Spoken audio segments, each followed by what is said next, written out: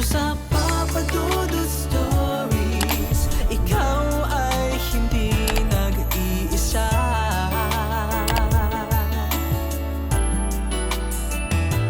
Dito sa Papa Dudut Stories, may nagmamahal sa'yo.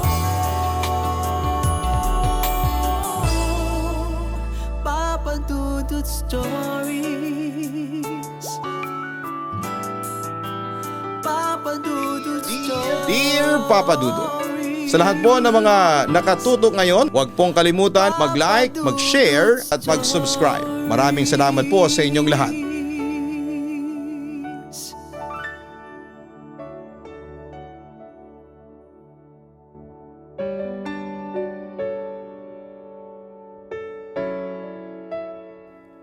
Magandang gabi sa inyong lahat. Tawagin niyo na lamang po ako sa pangalang Rain. 24 years old na sa ngayon at nakatira dito sa Calamba, Laguna. Isa sa mga paborito kong pastime ay ang pakikinig sa Papa Dudut YouTube channel at sa Spotify. At kapag may pagkakataon ay nakikinig din ako sa inyong radio program. Siya nga pala, marami akong gustong ikwento sa inyo pero naisip ko kinalaunan na i-share muna sa inyo ang kwento ng kababalaghan na nangyari sa akin na nagsimula noong bata pa lamang ako. Papa Dudut, tipikal sa mga bata ang matatakutin lalo na sa multo. At isa na ako doon. Hindi ako mahilig manood ng horror movies kasi natatakot talaga ako. Tapos ay napapanaginipan ko pa yon ng ilang araw. Hindi rin ako nakikinig ng mga radio drama na horror at lalong hindi rin ako nagbabasa ng mga ghost stories. Pero ang hindi ko talaga matigilan ay yung makinig ng mga kwentong katatakutan mula sa mga kaibigan at kapatid ko. Mas malakas kasi ang impact ng takot sa akin pag alam kong true story yon. Anyway, madalas akong asarin dati ng kapatid kong panganay, si Ate Vina. Mahilig siyang manakot at magkwento ng nakakatakot. At isa sa mga kwentong shinare niya sa akin ay tungkol sa isang kwento sa university na pinapasukan niya tungkol sa Ole Ole. Senior high school na ako noon at nakatakda akong kumuha ng entrance exam sa university niya. Kaya nagkwento si Ate Vina tungkol sa nakakakilabot na kwento ng Ole Ole. Naalala ko pa rin itong kwento pero hindi na gaanong kadetalyado ang natatandaan ko. Alam niyo ba yung kwento nitong Ole Ole? Ang alam ko lang ay kwento ito mula sa university. Isang student sa isang university ang nag-CR dahil ing-ihina. Takot na takot man yung babae sa pagpasok niya sa CR. Dahil sa mga kwentong katatakutan doon ay tumuloy pa rin siya dahil ihing-ihina siya. Habang nasa cubicle siya, nakarinig po siya ng boses ng babae. Ole, ole, ole, sabi nito. Natakot na yung babae ng mga oras na yon kasi alam niyang siya lang ang tao doon. Binubuksan niya yung pinto para makalabas pero ayaw. Pagkatapos ay nagdasal siya at yon ay nabuksan na nga ang pintuan at nakakaripas na siya ng takbo papalabas. Pagkatapos ng klase nila ay tinanong niya ang professor niya. Sir, ano pong ibig sabihin ng ole ole? Tanong niya sa professor. Ole ole means to look up. Tumingala ka sa itaas. Sagot ng professor. Habang nakikinig ako kay ate biglang namatay ang ilaw at napasigaw kami. Ole ole ole. Pananakot ni ate sa akin. Bago buksan ang ilaw na sinadyang patayin ni Papa para takutin kami. Napaiyak ako ng mga oras na yon at lumipas sa mga araw ay hindi pa rin nawala sa aking isipan ang kwentong ito. Iba talaga yung impact nito dati sa akin nung kinuwento sa akin ni ate. Ayun nga at lumipas sa mga araw, isang araw 4:00 ng hapon ay nakadapa akong nakahiga sa aming kama. Nagbabasa ng book pampalibang habang hinahantay si Papa na nasa trabaho at si ate na pumasok sa school. Ako lang mag-isa sa bahay. Ole, ole, ole. Pumasok sa aking isipan. Hindi ko alam habang iniisip pala ang isang bagay ay lalong nagiging totoo. Lumipas sa mga oras na wala sa aking isipan ang ole-ole nang may narinig ako. Ole, ole. Boses ng babae. Hindi ako makagalaw at ang lamig sa kwarto. Nakadapa pa rin ako at ayaw kong humarap. Naninigas ang buo kong katawan lalo na nang naramdaman kong may mga kamay na humahawak sa aking paa. Napakagaspang. Nagdasal na ako at nagdasal para lubayan ako hanggang sa tuluyang nawala. Pagdilat ng mata ko ay grabe yung pawis ko. Si ate at papa nasa tabi ko na. Anyari sa iyo anak? Parang binabangungot ka. Ang pag-aalalang tanong ni papa sa akin. Napanaginipan ko kasi papa yung kinuwento sa akin ni ate Vina yung ole-ole, sabi ko. Tawa ng tawa si ate na pinagalitan naman ni papa. Ewan ko kung bakit basta nakakatakot talaga yung ole-ole Papa Dudut at ibang iba talaga ang datingan nito sa akin. Wala naman pero naiisip ko lagi, baka kasi meron na. Sa kabilang banda, dumating ang entrance examination at syempre excited ako na kinakabahan. Pinapanalangin ko talaga na makapasa ako sa university na yon. Dahil alam ng lahat na maganda ang kalidad ng edukasyon doon. Kaya nang pumasa ako ay laking tuwa ko noon na talagang pinagbutihan ko ang aking pag-aaral dahil pangarap kong makakuha ng Latin Honors pagka-graduate ko. Samantala lumipat kami ng bahay noon at nangupahan sa Maynila para maging madali ang pagpasok namin ni Ate Vina sa university at para hindi na kami mag-boarding house pa. Pagkalipat namin ay naging maayos naman ang lahat. Wala naman akong naramdamang kakaiba. Pero sa ika-1 linggo namin, sa naturang bahay ay bigla na lamang akong nakaramdam ng nakakakilabot.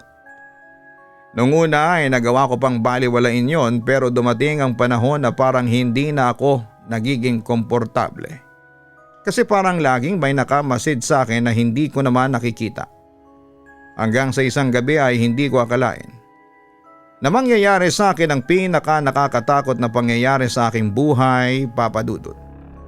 Pasado 9:00 na ng gabi nang ako'y nagising sa pagkakatulog kaninang hapon. Kung ilalarawan ang aming apartment, eto po ay may 2nd floor. 2 ang kwarto at katamtaman ng laki para sa aming pamilya. Kasalukuyan akong nasa itaas at nagmumuni-muni upang matanggal ang natitirang antok. Iba ang simoy ng hangin sa paligid kumpara sa mga araw na nagdaan, Papa Dudut. Mabigat ang presensya ng bahay. Papungas-pungas akong tumayo at para ako ay nabibingi na sa katahimikan. Pagkalabas ko sa aking kwarto ay tumambay muna ako sa aming terrace upang magpahangin saglit. Sa gitna ng aking pagkatulala, tumawag si Mama sa baba at sinabing kakain na. Rain, baba na at kakain na. Nakapagtataka ang boses niya. Malamyos at hindi pasigaw. Karaniwan kasi pasigaw itong tumawag sa aming magkakapatid para maagaw ang aming atensyon. Rain, baba na, ang sarap ng ulam natin ngayon. Hindi ba paborito mo ang tinola? Nagtataka talaga akong naglakad papunta sa hagdanan. Hindi ito si Mama pero alam kong boses niya ito. Malumanay nga lang. Pababa na ako ng hagdanan nang biglang lumabas ng kwarto si Ate Vina. Takot na takot itong inaaya kong umakyat ulit ngunit huli na ang lahat. Nasa gitna na ako ng hagdanan nang makita ko si Mama na nakatalikod sa kusina. Nakatayo lamang ito at parang may kinukumpuni sa urungan. Tinawag ko ito upang makakuha ng atensyon niya. Mama, Hindi pa rin po ito humarap. Mama! Yung boses ko ay medyo mahina na. Sa pangatlo kong sambit ay natigilan ito sa kanyang ginagawa. 5 segundo itong nakatayo patalikod at si ate naman sa itaas ay nakasilip lamang sa akin at may bahid pa rin ang takot sa mukha niya. Napadako ulit ang aking tingin kay mama. Nang marinig ko ang buto na parang nagkakalasag-lasag. Sa aking natutuklasan ako'y naparalisa, Papa Dudut. Umikot ang bewang ni mama paharap sa akin habang ang pababa nito ay nakaharap pa rin sa kusina. Nakangisi ito at nanlilisik ang kanyang mga mata. Naistatwa na ako sa aking kinakatayuan sa hagdanan, Papa Dudut. Hindi ako makahinga ng maayos sa aking nakikita. Bigla na lamang akong hinatak ni ate papunta sa kanyang kwarto at nilak niya ito. Kanina ko pang sinasabi sa iyo, umakyat ka na. Nanginginig na sambit ni ate. Narinig ko yon na tumatawag kanina. Natakot ako, wala si mama, umalis, nagpunta sa reunion. Kaya naglak na ako ng pinto. Paliwanag pa nito. Hindi ko naman alam na nandyan ka. Ang akala ko yung tumatawag na yon ang nagbukas ng pinto ng kwarto mo. Dagdag pa nito. Ako naman ay nakatulala pa rin sa aking nasaksihan. Tama nga ang aking hinala. Hindi yon si mama. Bigla na lamang may kumatok sa pinto at mahina lamang ang pagkatok. Vina, Rain, kakain na. Panunuyo ng babae sa labas. Shhh! Tahimik, huwag kang magsalita. Bayaan mo siya. Aalis din yan. Pagkumporma ni ate. Katok lamang ito ng katok hanggang sa nawala. Matapos ang 4 na minuto. Kumalma na rin kami ni Ate Vina at nanatili na muna sa kwarto. Balak na lang naming hintayin si mama umuwi at saka lumabas na lamang ng kwarto. Hindi na namin ramdam ang presensya at napagdesisyonang buksan na lamang ang TV upang mag-ingay sa kwarto. Naraan ng 10 minuto. May kumatok sa bintana. Agad kaming napabalikwas ni ate at tumingin dito. Naistatwa kami sa aming natunghayan. Nandun ang babae sa bintana at nakasilip, nakangiti at nanlilisik ang mga mata. Hindi ito maaari, nasa 2nd floor kami. Bigla itong nagsalita. Mga anak, kain na. Nagiba ang itsura nito at dumugo ang mata niya at nakangiti pa rin. Namutla na rin ang balat niya kasabay ng aming pamumutla sa pagkatakot. Bigla na lamang dumaloy ang adrenaline rush ko at inatak si ate palabas ng kwarto. Iniwan namin ang bahay at pumunta na lamang sa bahay ng aming tita. Agad namang kinuwento namin kay tita ang mga nangyari sa amin. Akala ko noong unay hindi siya maniniwala pero sinabi niya sa amin na alam niyang may nagmumulto sa nilipatan naming bahay. Katunayan ay tutol siya sa desisyon ni mama na lumipat doon at ikinuwento nga ni tita ang kasaysayan sa likod ng bahay na tinitirhan namin. Pero hindi naniwala si mama at saka ayaw niyang umalis kasi mura lamang ang upa namin. Tita, ano po bang nangyayari sa bahay na tinitirhan namin? O sisa ko. Doon dati nakatira ang kaibigan ko si Michelle. College pa lamang kami noon sa UST. Siyempre kapag kabataan alam mo na adventurous at mapusok. At nung time na yon ay may kumakalat ng kwento sa buong university tungkol sa ole-ole. Tinawag ni Michelle yung babae sa likod ng ole-ole, ayun, sinapian siya. Kwento pa sa amin ni tita. Ano po yung nangyari? Nawala ba yung sumapi kay Michelle o sisa naman ni Ate Vina? Doon sa bahay ninyo naganap ang exorcism. Nandun ako noon para suportahan ang kaibigan ko. Pero hindi natalo yung jablong babae. Namatay ang kaibigan ko at doon na sa bahay ninyo namahay yung babaeng ole-ole. Kwento ni tita. Dagdag pa ni tita, Papa Dudut. Isang demonyo raw ang namamahay sa bahay namin at ginagawa daw nito ay ginagaya ang itsura ng mga nakatira doon, katulad na lamang sa na-experience namin. Ginaya ng diablo si mama. Kinabukasan pag uwi namin ay naabutan na namin si mama sa bahay. Ikinuwento namin sa kanyang mga nangyari at kinumbinsi namin siya na lumipat na kami ng ibang bahay o bumalik na lamang sa Calamba. Pero tumanggi si mama at inakusahan pa niya kami na baka gumagamit kami ng drugs kaya kung ano-ano raw ang nakikita namin. So ayun na nga Papa Dudut, no choice kami kundi ang manatili sa nilipatan namin na haunted house pala. Samantala hindi lang pala yun ang malala niyang pagpaparamdam. Marami din kaming nalaman pa tungkol sa bahay na nilipatan namin. Matapos palang mamatay ni Michelle sa apartment namin ay 5 taon daw itong nakabakante. Tapos may mga tumira sa bahay pero hindi nagtatagal dahil nga raw sa babaeng ole-ole. Sa kabilang banda mga pasado 7:00 siya. Mag-uumpisang mangambala ang babaeng ole-ole. At ang pinakamalala is pagsapit ng 9:00. Hanggang isang gabi 8:50 PM na ako nakauwi galing sa bahay ng kaibigan kong kaklase. Ako lang ang tao sa bahay noon, si mama ay nasa catering habang sina ate ay nagpuntang mall nanood ng sine. Gutom na gutom ako noon at nagluto agad ako ng pansit canton. Ang lutuan namin ay sa labas ng bahay at kung i-describe ang apartment na yon, paglabas mo ng pintuan ay bubungad sa iyo ang pader at gate. Kumbagay para na rin siyang bakuran sa harapan. Medyo limot ko na yung babae dahil buwan na rin nang magparamdam ito. Nang matapos ang niluluto ko ay umakyat ako sa itaas, pumasok ako sa kwarto ko at doon na lamang ako kumain. Nanonood ako ng KMJS noon, tuwing October pa naman ay nagko-commercial ito ng Gabi ng Lagim. Pagkakita ko noon ay nanumbalik ang takot sa akin. Tapos na akong kumain noon nang marinig kong bumukas ang pintuan namin. Buwaba ako para tingnan, si mama lang pala. Nakuniforme pa ito ng pang-cater. Pakyat na ako noon matapos kong ilagay sa lababo ang pinagkainan ko. Pagtungtong ko ng hagdanan. Anak, anong inulam mo? Tanong ni mama sa akin. Nariyan naman ang malumanay niyang boses. Hindi rin ako tinatawag ni mama ng anak. Madalas niya kaming tawagin sa aming pangalan. Napahinto ako at nanginginig ang kalamnan ko. Lumingon ako at nakita ko na naman itong nakangiti at ang pupil ng mata niya ay kasing itim na perlas. Biglang bumali ang leg nito patagilid sa kanyang balikat habang nakangiti pa rin. Takot na takot ako nagtatakbo sa kwarto ko at nilakang pintuan. Narinig ko na ang mga yabag nito sa hagdanan kahit lalaki ako ay mangiyak-ngiyak na ako sa takot.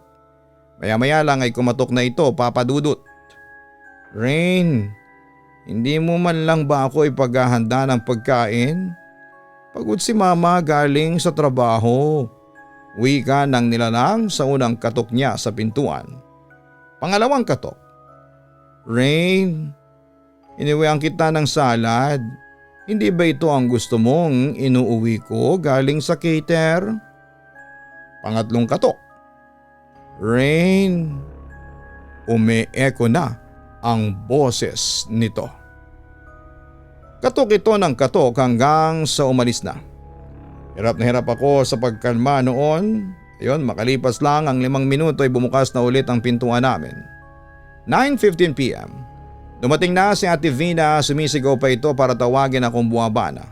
Alam kong si ate na ito dahil ganito kadalasan ang oras ng pag-uwi niya kapag linggo. Hindi masyadong kumikibo si ate ng mga sandaling yon. Nagtaka agad ako kasi madaldal ang kapatid ko kahit napagod ito. Pero sinubukan ko pa itong baliwalain. Pumunta akong kusina para uminom dahil nga nakalimutan kong uminom. Dahil sa babae na yon. Pagkatapos kong uminom, ikukwento ko na sana kay ate. Pero paglingon ko ay namutla ako si ate, nakangiti ang mata nito ay dilat na dilat at ang itim-itim nito. Sa pagkakataong ito ay wala na ako matakbuhan. Bigla itong naglakad papunta sa akin at nagsalita pa. Rain, yakapin mo ako. Nandito na si ate. Ngingiti-ngiti itong papalapit sa akin. Siguro ay dahil wala na akong takas, bago pa man ito makalapit ay tinulak ko ito at agad tumungo sa hagdanan. Narinig ko pa itong humikbi. Gusto mo palang maglaro ng habulan? Sige, pagbibigyan kita rin. Ako na ang taya, wika niya sa akin. Kitang-kita ko ang kaganapan, bigla itong nagbending yung style na limbo rock. Bigla itong gumapang na nakaganong pwesto. Napakabilis niya. Yung mukha niya nakangiti at lisik na lisik ang mga mata habang gumagapang. Agaran akong pumasok ng kwarto at lamon na ako ng takot noon. Kumatok na ito ng padabog. Rain, buksan mo na ito at huwag kang maduga. Dabog ito ng dabog pakatok sa pintuan hanggang sa nawala. Gawa sa plywood ang kwarto ko. Tinanggal ko ang sticker sa maliit na butas na naghaharang dito at sinilip ko ang labas. Nakita ko siya nasa pintuan ng terrace, bigla itong humarap katulad ng dati. Ang bewang pataas ay nakaharap sa akin, habang ang pababa ay nakaharap sa pintuan ng terrace. Napabalikwas ako sa gulat at takot. Masyado siyang marahas magparamdam ngayon. 9:37 p.m.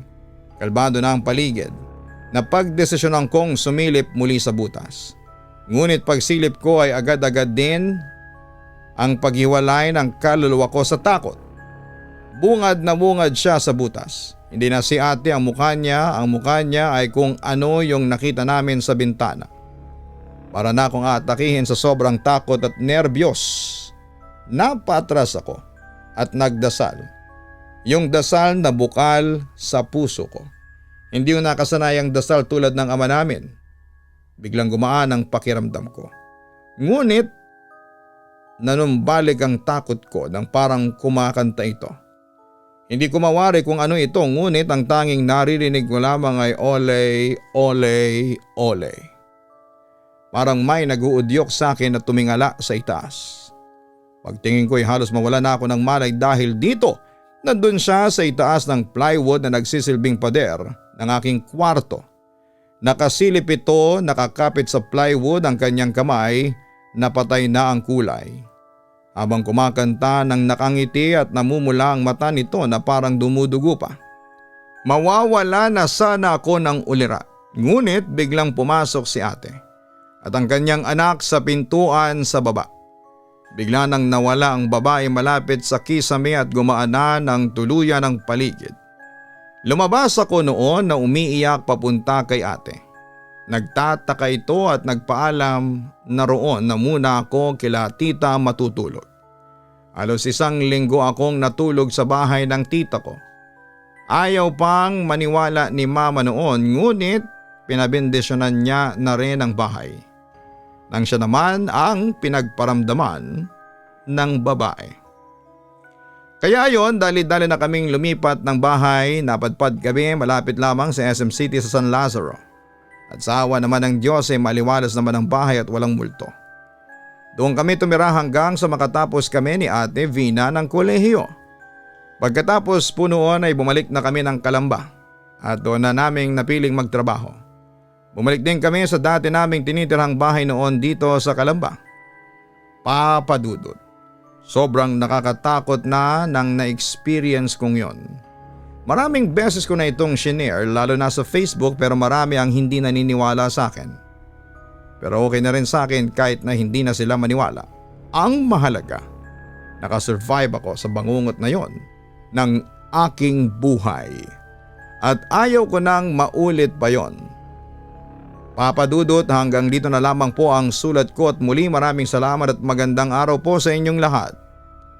Lubos na gumagalang, Rain. Maraming salamat, Rain, sa pag-share mo ng iyong kwento sa amin sa Papa Dudut YouTube channel. Dito sa Papa Dudut Stories. Nakakatakot ang iyong naging karanasan at buti na lamang at hindi ka napahamak. Ganun pa man, ang mga nilalang ng dilim ay hindi talaga yan makakapanakit sa iyo kung malakas ang pananampalataya mo sa Diyos. Siguro isa na rin ang faith mo kaya nakaligtas ka sa olay-olay. Basta mga ka-online tandaan po ninyo, na kapag may nararamdaman kayong kakaiba at nakakatakot ay huwag ninyong kalimutang magdasal sa Panginoon. Walang masama kung humingi kayo ng gabay sa Kanya. Suportahan at panoorin ang Kaistorya YouTube channel para sa ibang mga horror stories na amin pong ina-upload. Sana po ay nakapag-subscribe na po kayo dyan ha, Kaistorya Horror, ang amin pong secondary channel, at ganoon din ang Papa Dudut Family YouTube channel. Sa lahat po ng mga taga Fairview, mga taga Lagro, naghahanap ba kayo ng lead wholesaler, factory price na mga soft drinks? Hanapin ang RMJ Business Corporation Facebook page para mag-inquire. Maraming salamat po.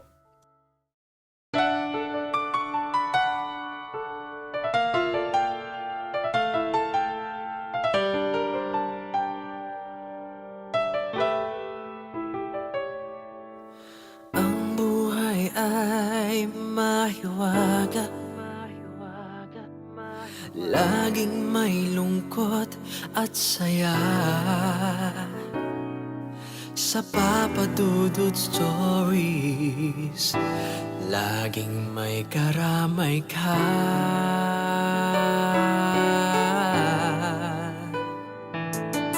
Mga problemang kaibigan,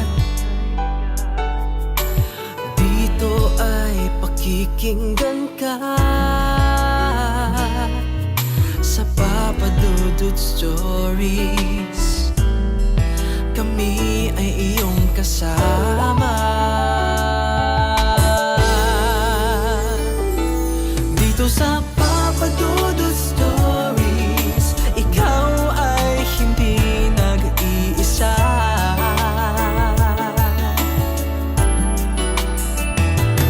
Dito sa Papa Dudut Stories, may nagmamahal sa'yo.